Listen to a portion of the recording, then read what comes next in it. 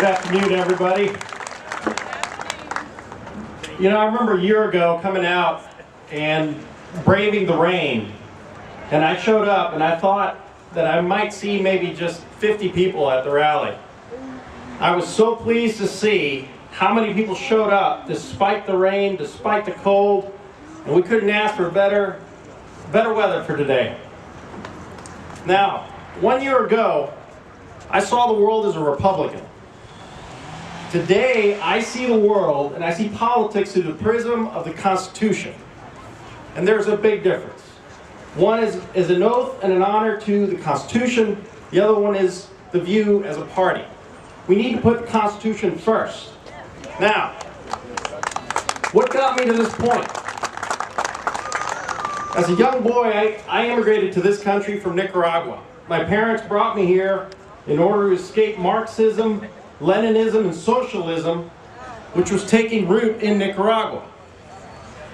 I grew up here, I love this country, and I have benefited from its freedom. Now, this past March, I went back for the first time in 19 years to Nicaragua. On the trip, I took with me the 5,000-year leap. There couldn't have been a better contrast for me to review. A book that writes out and documents the philosophy on why and how the Founding Fathers wrote the Constitution, and compare it to a country that doesn't have that same philosophy. That book summarizes, and I encourage everyone here to read it, it summarizes what our Founding Fathers wanted to establish when they wrote that Constitution.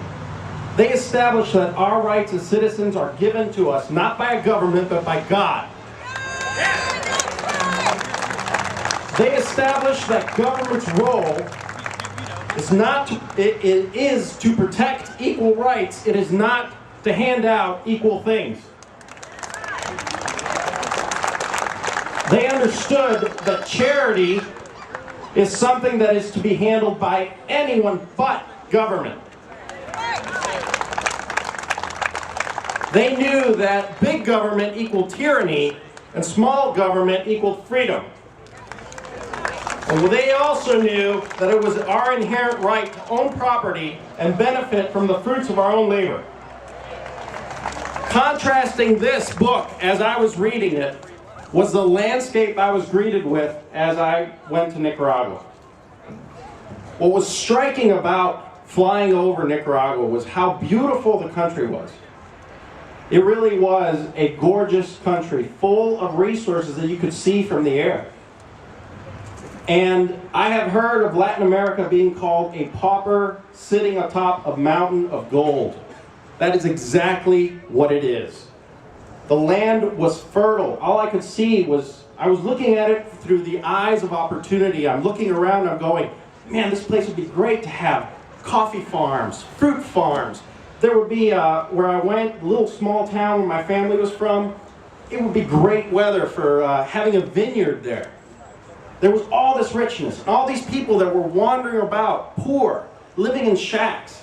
The fields that were so rich and fertile were full of trash. And I was wondering, why? Why is it this way? What is it, the difference between the United States and a country like Nicaragua where we prosper, while they're sitting on top of all these resources and they don't? It's a question that really bothered me. But that book helped me find the answer. Socialism is the guiding principle philosophy throughout Latin America. So I went to my brother's wedding, and I happened to ask other people who were there, the people who would be the entrepreneurs that would take advantage of these natural resources, and I asked them the question, why? Why is it like this? And what they told me was, why put in the labor, the sweat, and the capital to only have the government confiscate it in the interest of social justice? Where have we heard those words now?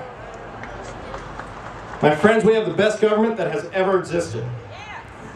It has created scientific leaps, prosperity, and opportunity.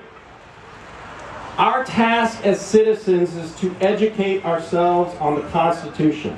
I have learned a lot, and there's a lot more I have yet to learn. So what I encourage you to do today, get involved at the local level. We can start with the school board. We need to question with boldness. Ask, why should students and teachers suffer? And they're talking about the cuts that they need to make in our schools. When 211 bureaucrats in the Frederick County public school system are earning over $100,000 a year.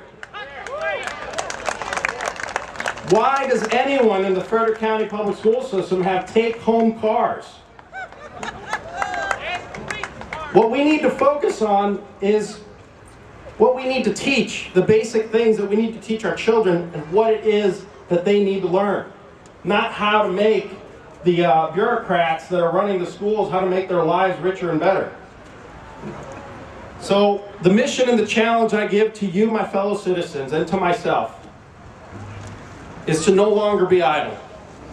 We have started the ball rolling last year, and it's only going to gain momentum from here. So we need to raise citizen leaders who will be elected with the knowledge of the Constitution to be its guardians. We have to preach its principles with fire and vigor. And it starts here at the local level. And with those who want to depend on government for everything, I leave you with the words of Samuel Adams. If ye love wealth better than liberty, the tranquility of servitude than the animating content of freedom, go from us in peace. We ask not your counsel or arms. Crouch down and lick the hands which feed you. May your chain sit lightly upon you, and may posterity forget that ye were our countrymen. So God bless you, my fellow citizens. God bless our Constitution, and God bless America.